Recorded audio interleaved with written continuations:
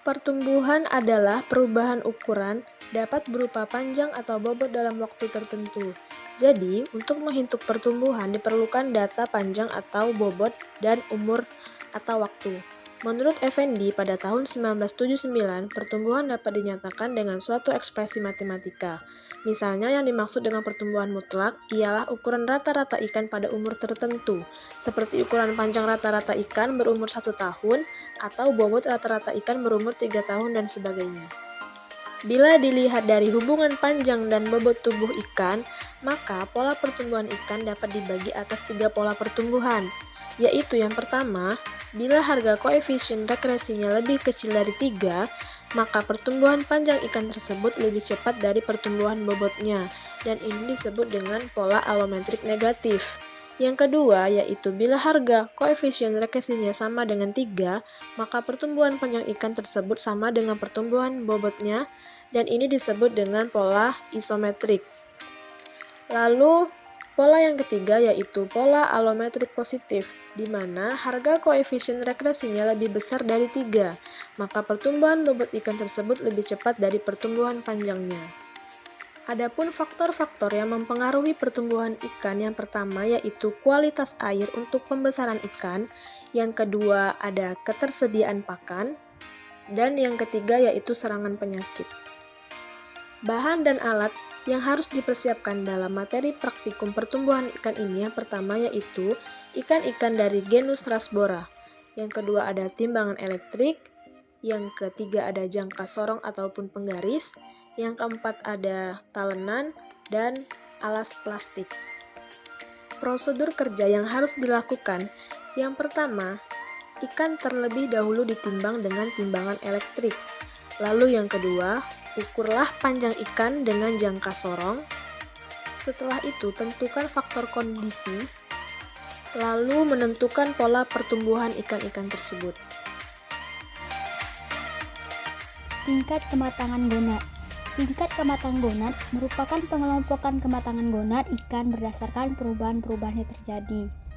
Adapun tabel pertama tingkat kematangan gonad ikan yang disebut dengan TKG menurut Casey dalam Effendi, yaitu TKG pertama ikan betina, opari seperti benang panjang sampai ke depan rongga tubuh, warna jernih dan permukaannya licin.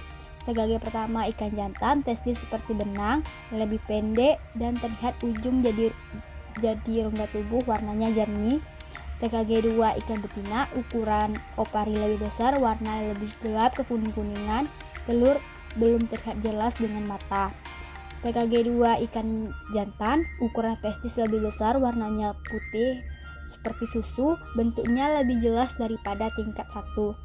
TKG 3 yaitu ikan betina, opari seperti berwarna kuning, secara morfologi telur mulai kelihatan butirannya dengan mata.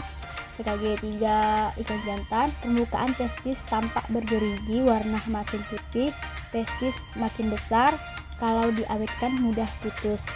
TKG 4 yaitu ikan betina, opari makin besar, telur berwarna kuning, mudah dipisahkan, butir minyak tidak tampak, mengisi setengah sampai 2/3 rongga perut, usus terdesak. TKG 4 ikan jantan seperti tingkat 3, tampak lebih jelas, testis semakin kenyal.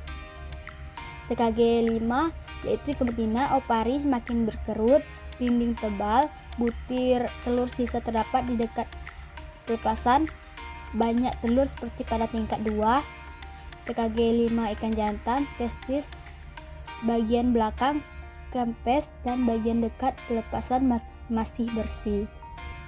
Adapun rumus IKG yaitu IKG sama dengan BG per BT dikali 100%, di mana IKG indeks kematangan gonad, BG berat gonad dalam gram, BT berat tubuh dalam gram. Fekunditas. Fekunditas adalah jumlah telur yang terdapat pada ovari ikan betina yang telah matang gonad dan siap untuk dikeluarkan pada waktu memijah. Pengetahuan tentang fekunditas di bidang budidaya perikanan sangatlah penting. Artinya, untuk memprediksi betapa banyaknya jumlah larva atau benih yang akan dihasilkan oleh individu pada waktu ikan memijah. Banyaknya telur yang belum dikeluarkan saat sebelum ikan memijah atau bisa disebut dengan fekunditas memiliki nilai yang bervariasi sesuai dengan spesies. Jumlah telur yang dihasilkan merupakan hasil dari memijah yang tingkat kelangsungan hidupnya di alam sampai menetas, dan ukuran dewasa sangat ditentukan oleh faktor lingkungan. Dalam pendugaan stok ikan dapat diketahui dengan tingkat fekunditasnya.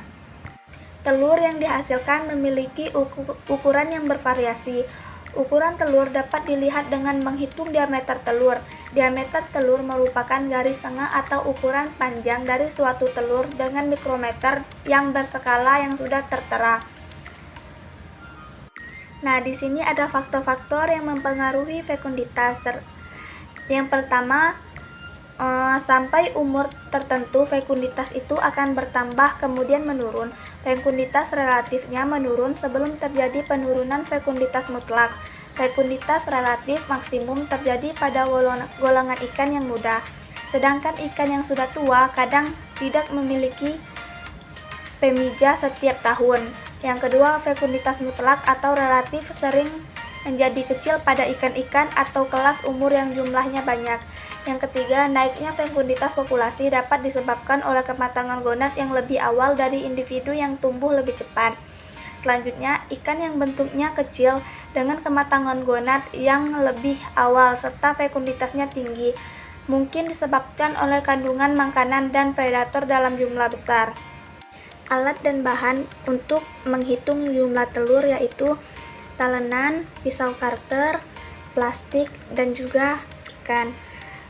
Yang pertama, ikannya terlebih dahulu dibedah dan selanjutnya ditimbang dengan timbangan, yaitu dengan 1 gram. Kemudian